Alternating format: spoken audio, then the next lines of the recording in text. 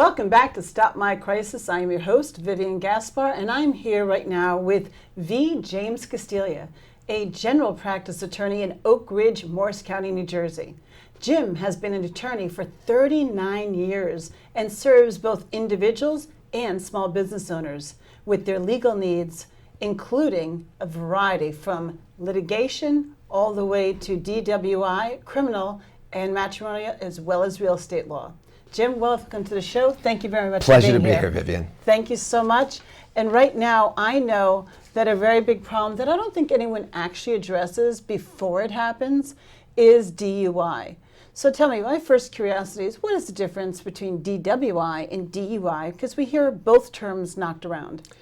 DWI is driving while intoxicated. DUI is driving under the influence. DUI is the offense in New Jersey. And how big a problem is drunk driving? Drunk driving is a tremendous problem. The CDC estimates that over 28 people a day die in traffic fatalities as a result of alcohol. That's every day. Last year, 1.1 million people were arrested for drunk driving. That's approximately 1% of all the licensed drivers in the nation. So it's a substantial problem. So you're saying 28 people a day. That really translates to 28 families losing their loved ones daily. What is New Jersey's response as a state? New Jersey has some of the most severe drunk driving laws of any state in the nation. For a first offense, you can get either a 3-month or 7 month to 1 year suspension. In addition, there are court fines, there are motor vehicle penalties. There's also a requirement to attend an intoxicated driver school. So the penalties are complicated, and they can be enhanced if, for example, there's a second offense involved. We all know that the ultimate price of drunk driving is injuring or killing both yourself and anyone else that might be, unfortunately, in that collision. But let's talk about the dollars and cents, because so many people think, not only is it not going to happen to me, but I'm never going to hurt anyone or kill anyone else. What is the dollars and cents involved if you are the one perpetrating being the drunk driver? Well, beyond drunk driving offense, which is a motor vehicle offense, if as a result of an accident you injure or kill someone, that can be treated as a criminal offense, which is on top of the drunk driving offense. So it can be a double whammy for you. What happens if you don't injure another party, hypothetically? What does that look like in dollars and cents? So what does the penalty equal from the state? Does your insurance go up? What happens dollars and cents wise? In addition to the motor vehicle suspension, there's going to be a fine imposed by the court, which for a first offense could be anywhere from $500 to $700, but it can multiply for an additional or third offense. In addition, Division of Motor Vehicles imposes a $1,000 a year surcharge on your license. So you're paying that extra $1,000 every year for the next 3 years in order to continue to drive.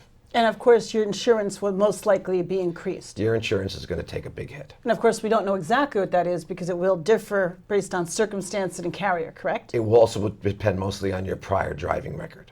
That makes a lot of sense. But even an unblemished record, if there's a drunk driving conviction, it's going to hurt. What can an attorney do for someone if they're arrested for drunk driving? Well, unfortunately in New Jersey, the minimum penalties are very severe, but an attorney can find and make sure that you only get the minimums. Look, our police are professional, and most of the time when they make a drunk driving arrest, it's going to hold up in court. So an attorney can, in addition to making sure you get the minimums, occasionally can find some issues to argue with the prosecutor. There have been some urban legends that I've heard. For example, that you have the right to deny getting a breathalyzer test. You're allowed to refuse it. Is that true? Absolutely not. Driving is a privilege in New Jersey. You are given a license. When you're given that license, you're presumed to consent. If you refuse to take a breathalyzer test, that is a separate offense. Oh. You can be convicted for that and penalized for that on top of the underlying drunk driving offense. So you recommend that you just comply with whatever the officer is asking you to do? Whenever you are stopped by a police officer, it's always a good idea to comply. But yes, do not refuse to take the breathalyzer test. You can gain nothing from it. Great, this is extremely, and the one last question I have as a takeaway, define for me really quick, what is a safe limit? If you're out to a restaurant or a party, how safe can you be when you drink? Vivian, there is no safe limit. Even one drink can put you over the limit if you're arrested very quickly. Whenever you go out, make sure you have a designated driver. And if you think you've had too much to drink, call a cab, call Uber, call Lyft, but don't drink and drive. Thank you, Jim, very much. I appreciate this. Extremely valuable for everyone. Thank you. Thank you. Drink. Can you ask one more question possibly? Can a consumer buy a breathalyzer and use that as a barometer for them to be safe driving? Can we edit that in? Yeah, you're still rolling. Film is rolling. So I think it's an important All right, question. we can go If back you can in. buy these on Groupon for like $15, $20. All right. Do they work or not? Okay, we Yeah. can fit that and then we'll do the wrap up again, handshake and all that. Yeah. Okay. Jim, I do have one final question that occurred to me. I see Groupons and coupons and all kinds of advertisements where you could buy your own breathalyzer to check yourself to see if you're safe, if you've exceeded the potential limits to be able to drive or not. What do you think of those devices that someone can purchase? Those devices are not going to be accurate as opposed to the device the police use. But it can tell you that you've been drinking alcohol, and if it prevents you from drinking additional alcohol, it's probably a good thing. That would be a good way to know. And how much force has Mothers Against Drunk Driving had in New Jersey? Do they have a lot of power? Mothers Against Drunk Driving is a very powerful lobby. Interestingly enough, they have supported the imposition of what's called an ignition interlock. That's the device that goes into your car and you have to breathe into it in order to drive. Listen, long suspensions don't just hurt the person convicted, they hurt the family. It's tough to keep your job. Mothers Against Drunk Driving has recommended that we replace our severe suspensions in New Jersey with a shorter suspension, possibly even a license that allows you to go back and forth to work. Unfortunately, none of our legislators have picked up on this and introduced any such legislation. Well, I thank you very much for dispelling a lot of misinformation out there. And of course, never drink and drive. It's always a safe bet. Thank you so much, Jim. Thank you, Gat. Spills of hazardous chemicals, toxic smoke in the air. By law, every town and county in New Jersey must have an up-to-date emergency response plan available to its employees, emergency response workers, and the public. We can better prevent disaster if we're all prepared. For information, go to njwec.org or osha.gov. This message brought to you by the New Jersey Work Environment Council. Welcome back to Stop My Crisis. I am your host, Vivian Gaspar, and here with me again, I do have Jim Castiglia, a local attorney. And I really want to know, because unfortunately it can happen to anyone, what happens if you do get arrested? I mean, how often does this occur, and what does it mean to be arrested? What's the most common offense that happens to an average person, not a career criminal? The most common crime is harassment or assault, usually in a neighborhood context or domestically. If a police officer feels there's a probable cause that you committed a crime and that you committed it, you're going to get arrested.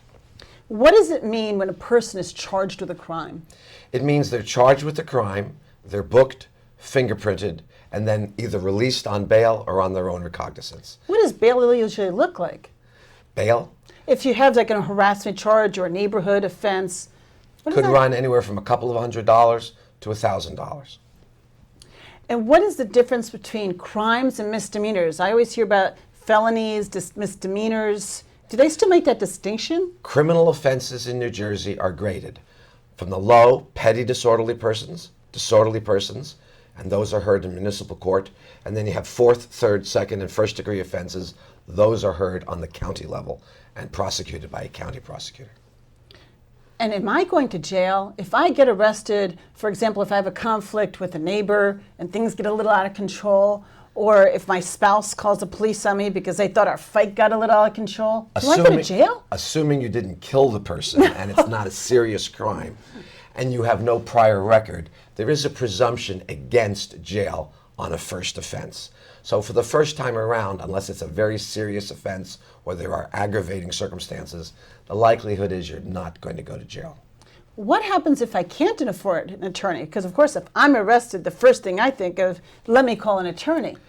Our Constitution guarantees a representation.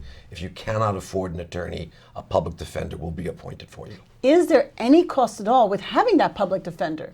There may be an administrative charge of a couple of $100. So there is a cost. So for people living very narrow paycheck to paycheck, there is that couple $100 cost that they do have to worry about. But that can be paid over time. Very good information to know. And are drug charges treated any differently? Nowadays, we talk a lot about marijuana, the medical marijuana. What about those type of drug charges? In every county in New Jersey, there is a separate drug court. If you are charged with a drug offense, you have to make an application to have the matter heard in the drug court. And the purpose of the drug court is not punishment, it's rehabilitation, getting you into treatment, getting you straight, and if you complete all of those requirements, getting the charges against you dropped. What do you find, in addition to what you've already mentioned, do they have other types of crimes that is frequent? For example, shoplifting. Is that a real problem? I mean, do you find stuff that perhaps parents should be worried about their teenager or young 20-something getting into? Shoplifting is very much a problem, especially in towns that have malls and shopping centers. New Jersey loves our malls, right? It is a crime. If you get caught leaving a store without having paid for an item, you're going to get charged. And you're going to have a record, and that record can follow you around. Speaking of records, I've always been very curious. Is it really true that a juvenile can commit a crime up to 18 years old, and then after they turn 18, no one can ever find out about those crimes? So if they apply for a job after they've turned 18, they no longer have to check off a box, have you been arrested? A juvenile record is normally confidential, but sometimes they can find out about it. But it is supposed to be confidential. Okay, so that is an accurate statement. Well, Jim, thank you very much for coming in to explain this to us. And if you have one tip that you could come out with as a takeaway, what would you recommend? If you're stopped by the police, be polite and cooperative. Always helps. Great. Thanks so much for coming on again. Thank you, Vivian. She ripped half my hair out of my head. She scratched up my face, punched me in the face and the head. She tore my ACL. Do you face physical violence, harassment, or verbal threats at work? Employers are required by law to provide a workplace free from hazards like workplace violence. Even on the street, I wouldn't expect to be assaulted like that. Certainly not at work. For information, go to njwec.org or osha.gov. This message brought to you by the New Jersey Work Environment Council. Welcome to Stop My Crisis. I am your host, Vivian Gaspar, here to educate you on the most common crises the average person will face, and of course, how to handle them. Here with me today is Desi Isidro. And Desi is a licensed healthcare provider in New York and New Jersey. As crisis clinician, she has provided intervention, treatment, stabilization to patients in a state of mental health crisis. And as a mental health professional, providing ongoing treatment, collaboration, support, and coping skills to children, adolescents, and adults with mental health issues. Also, Desi is a wellness specialist, balancing your immune system to defend you from all illness, especially those brought on by stress. Desi, welcome to the show. Thank you very much for coming on and sharing your vast expertise. So tell me, we are facing a large gamut of stress nowadays. Unfortunately, 50% of marriages lead to divorce. And of course, it's still very stressful if you have a long-term relationship and you end up breaking up and you're not even divorced. So I think it's compounded that way. Not to mention by all the other financial hardships we face between credit card debt, housing crisis. Please tell me how have you helped people face it? And can we start off with a good story on one of the examples that you've helped, please? A case in point is a patient who came in and seeking treatment for depression, anxiety, and stress. That seems to be common, yes, right? Very important, right? And during the course of treatment, I found out that she also has irritable bowel syndrome. Oh, is that an effect of the cause of stress? It could be an effect or it could be a cause. So it's somehow related. The chicken or the egg syndrome. Yes, absolutely. And that is certainly true because there's a connection between the gut and the brain. And it's intimately connected and they have an important relationship and they communicate. I think most people don't realize that. They think of other aspects such as high blood pressure. I don't think they realize the immune system is controlled vastly in the gut. Is that correct? Yes, and in fact, metabolic syndrome, pain, inflammation, anxiety, depression, these are all gut language. Your gut is telling you what's going on in your body. Does that have a lot of impact by what you eat as well? Yes, yes, definitely. You have to have a diet that is rich in vegetables and fruits and whole grains. And it's important that you lessen the red meat in your diet and processed food. Is there another common factor, perhaps all the chemicals in our food, perhaps pesticides? Yes. Making sure we perhaps go Yes. organic, is that a good idea? Yes. Or reduce the amount of preservatives in the foods that we eat? That is very accurate. Food is medicine. So you have to be selective and you have to replace food and factors that damage your gut. You replace them with healing foods. And on top of that, you got to repair with nutritional supplementation, because sometimes it's not, the nutrients that we get in our food is not enough. What is a couple of the examples of what I've heard so many times as the superfoods? What are those to you that you are an expert in? Superfoods are good carbs, good fats, and protein. What do you mean by good fats? Good fats are fats that you utilize for energy. There are bad fats that just impact your health in a negative way. There are a lot of resources that you can find how to lower your red meat intake, your bad fats and bad carbs. So would it's that be more important. avocado is good fat and less Yes. chocolate cake is bad fat? You're right. Avocado is good for you versus chocolate cake. Simple. Yeah. But you have to have a little balance everything. Chocolate Yes. cake once in a while is not so bad, right? Oh, yes. And Indulge a I little. have an 80-20 rule. You can Oh. eat healthy 80%, 20% are the times when you feel like eating Naughty? processed food or being, yes, you're indulging, right? 20%. Just like 80% is food, 20% is movement, exercise. It's important to have regular exercise to balance your immune system and regular stress management. At the same time, there are available advanced technology devices and protocols to rebalance your immune system. There are a lot of state-of-the-art technology now in medicine that helps to do that. Well, I'm always curious. There's so many different articles out there on the internet. Everywhere you look, they always talk about these special foods. So I understand what the concepts are, but can you just give me the 3 best fruits or vegetables in your opinion? If you had to just pick 3.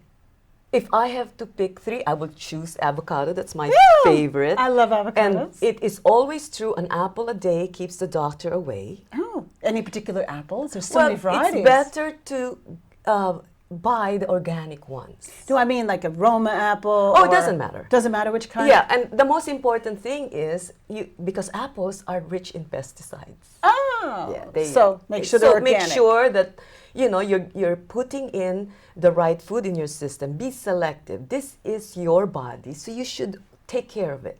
Well, Be let me- mindful. Let me ask you, we all know that organic can be very expensive. If it's either not easily accessible or you really need to watch your budget, is it okay if you just really wash it well if you're not able to buy organic? Yes, and there are farmers markets. There are local growers. Buy from them.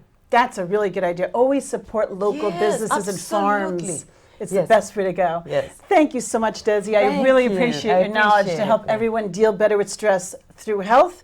And it's really not fiction. It's the best fact available, right? Yes. Thank Thank you you. so much. Thank you.